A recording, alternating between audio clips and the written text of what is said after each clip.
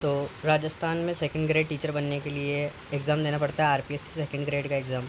इसके अंदर 2 पेपर होते हैं और फर्स्ट पेपर जो होता है वो होता है जीके का और सेकंड पेपर जो होता है वो होता है साइंस का।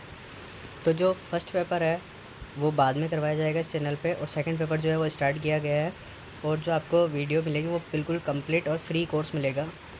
तो सेकंड पेपर जो है उसका सिलेबस देखने वाले कि सिलेबस क्या-क्या है आरपीएससी सेकंड ग्रेड का, सेकंड पेपर साइंस का, ओनली साइंस के लिए चैनल बना हुआ है।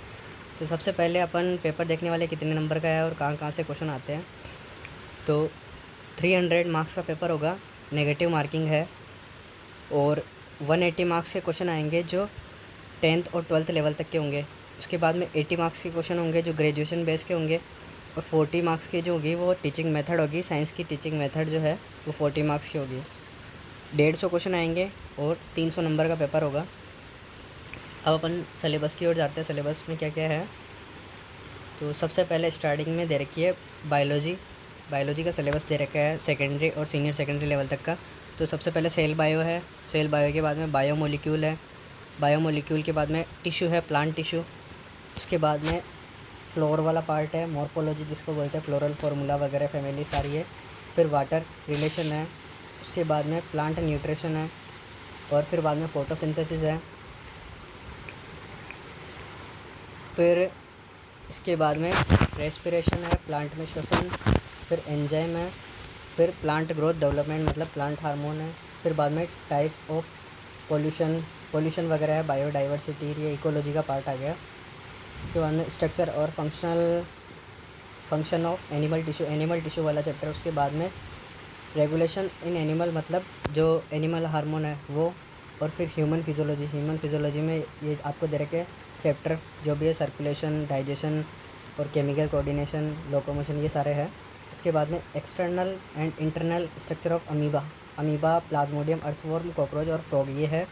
उसके बाद में चलते हैं अपन इवोल्यूशन मतलब उद्विकास, जेनेटिक्स है पूरी, बायोटेक्नोलॉजी है, बायोटेक्नोलॉजी के एप्लीकेशंस है, टेक्सोनॉमी है और टेक्सोनॉमी एनिमल की है, फिर प्लांट की टेक्सोनॉमी है, फिर एम्ब्रियोलॉजी है, एम्ब्रियो के बारे में पढ़ना है।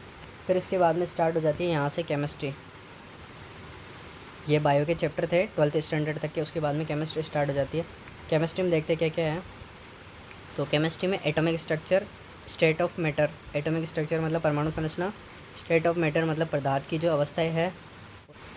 उसके बाद में है इक्विलिब्रियम, साम्य अवस्था, थर्मोडाइनमिक्स मतलब ऊष्मा रसायन, रेडॉक्स रिएक्शन। और फिर बाद में मेटल्स है और नॉन मेटल, मेटलर्जी है कुल मिला के मेटलर्जी। उसके बाद में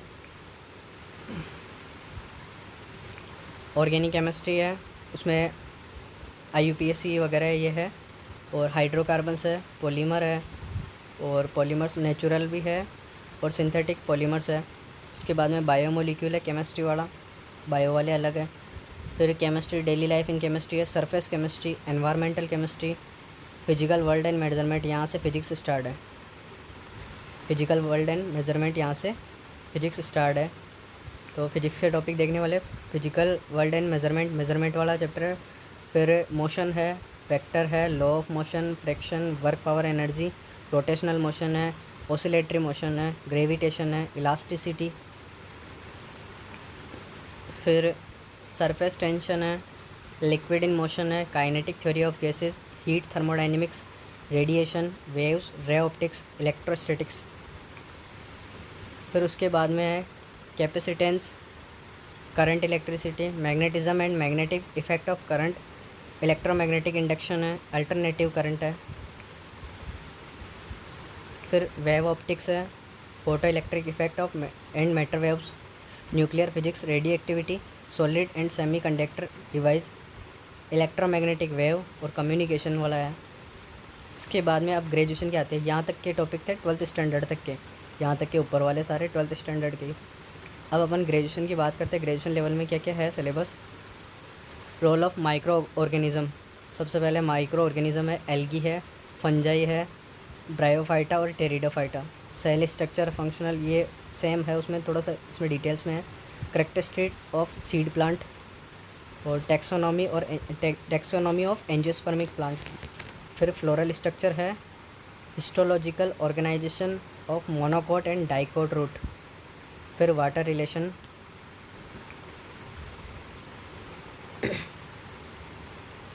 वाटर रिलेशन कहाँ गया, फिर फोटोसिंथेसिस है, फिर रेस्पिरेशन है, structure, functional, biological, molecules, acid and enzyme, plant growth and development, ecology, type of pollution, structure और functional of animal tissue, life cycle, plasmodium का, एस्केरिस का, ये सारे हैं, बहुत सारे इनके बारे में पढ़ना, लाइफ साइकिल। उसके बाद में जेनेटिक्स है, फिर evolution, biotechnology, taxonomy of animal, embryology of animal, zero group element, chemistry आ गई यहाँ से, फिर ग्रेजुएशन लेवल की chemistry, D block element, F block, bio inorganic chemistry है, रिएक्शन मैकेनिज़्म पढ़नी है, फिर स्पेक्ट्रोस्कोपी टेक्निक्स, केमिकल काइनेटिक्स। उसके बाद में सॉल्यूशन है, इलेक्ट्रोकेमिस्ट्री है, कंजर्वेशन लॉ है, ऑसिलेटरी मोशन, यहाँ से फिजिक्स आ गई, फिर फिजिक्स आ गई यहाँ से, wave in media, kinetic theory of gases, interference of light, thermal and electrical properties of solid, ये है। फिर उसके बाद में टीचिंग मेथड है। तो ये अपना पूरा सिलेबस रहेगा जो इस चैनल पर कंप्लीट करवाया जाएगा आपको फ्री में। तो चैनल को सब्सक्राइब करें और वीडियो को लाइक करें। अगर ये पीडीएफ चाहिए तो कमेंट करें।